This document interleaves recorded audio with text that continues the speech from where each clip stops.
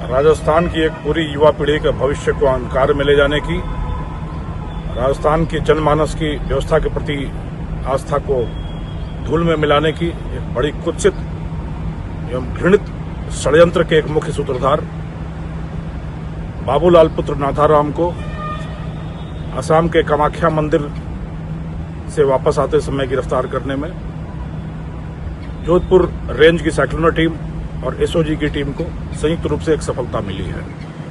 एक बहुत ही बड़ा घोटाला, महाघोटाला, जो कई भर्ती प्रक्रियाओं में फर्जी सर्टिफिकेट के आधार पर फर्जी अभ्यर्थियों को चयनित कराने का एक बहुत बड़ा गोरखधंधा लंबे समय तक चलता रहा था, जिसके तहत शारीरिक शिक्षक भर्ती परीक्षा के मामले में एसओजी में एक प्रकरण दर्ज हुआ।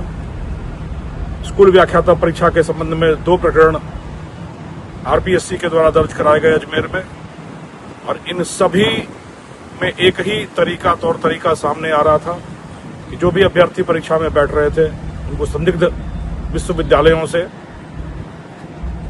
बैक डेट में फर्जी प्रमाण पत्र दिलवाए जा रहे थे। इस कांड का एक मुख्य सूत्रधार बाबूलाल पुत्र नाथाराम, निवासी बिलाड़ा, जोधपुर, उसको गिरफ्तार किया गया है। इस पर 25,000 रुपए का इनाम इसकी गिरफ्तारी पर एसओजी की तरफ से घोषित था।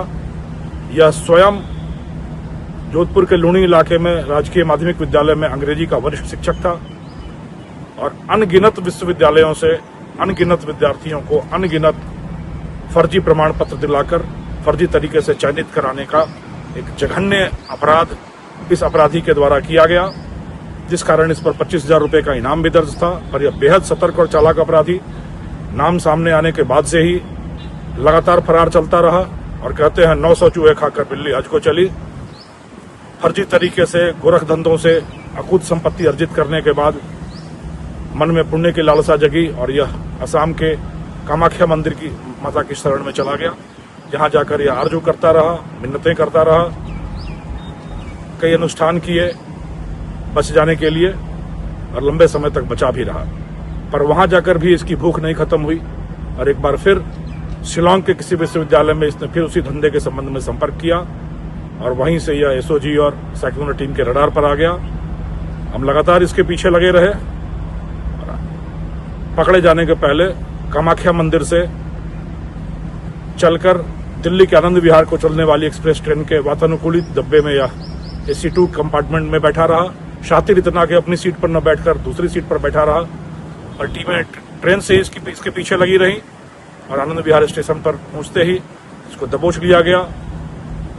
इसकी पूछताछ से कई सनसनीखेज बड़े बड़े खुलासे सामने आ रहे हैं और हम उम्मीद करते हैं कि इसी के साथ इस बड़े गोरखधंधे का, इस बड़े षड्यंत्र, इस बड़े घोटाले का एक बड़ा पटाक्षेप होगा। इसी की गिरफ्तारी के साथ समस्त राज जो इसके पास पड़े हुए हैं उनका खुलासा होगा, षड्यंत्र के तार से तार जोड़े जाएंगे और एक बार फिर हम पूरे राजस्थान की युवा पीढ़ी को और यहाँ की जनता को यह आश्वस्त करना चाहते हैं कि यह जो भी षड्यंत्र हुआ, साजिश हुई या घोटाला हुआ, यह सिर्फ एक अपवाद था। इस तरह के घोटालेबाजों पर पूरी राजस्थान पुलिस का डंडा बरस रहा है, चाबुक चल रहा है और इनको जड़ से उखाड़ फेंक कर धूल धूसरित करने का, ध्वस्त करने का पूरा प्रयास राजस्थान पुलिस कर रही है और उस प्रयास में पूरी सफलता मिल रही है। पूरी युवा पीढ़ी का भविष्य उजाले की ओर है। हमारी व्यवस्था बिल्कुल स्वच्छ, निष्पक्ष एवं पारदर्शी है। आप अपनी मेधा पर, अपनी मेहनत से, अपने परिश्रम से, अपने पसीने से जीवन में जो मुकाम हासिल करना चाहते हैं वो करें। कभी भी इस तरह का शॉर्टकट या बाईपास लेने की कोशिश न करें। इस बाईपास और शॉर्टकट की अंतिम मंजिल हमेशा जेल की सलाखें हैं। इसलिए अपनी मेधा से, अपनी मेहनत से, अपने परिश्रम से, पसीना बहाकर, मनोयोग से जिन जीवन में जो भी पाना चाहते हैं उसको पाएं और इस तरह के शरारती तत्व जो कुत्सित और घृणित अपराध कर रहे हैं उन पर पूरी तरीके से राजस्थान पुलिस का शिकंजा कस चुका है। इन पर गाज गिर रही है और यह शीघ्र ही आपको पूरी तरीके से नेस्तनाबूद दिखेंगे। हमारी व्यवस्था हमेशा पारदर्शी है, निष्पक्ष है, स्वच्छ है और इसको ऐसा बनाए रखने के लिए पूरी राजस्थान की व्यवस्था, राजस्थान की पुलिस कटिबद्ध है। जय हिंद।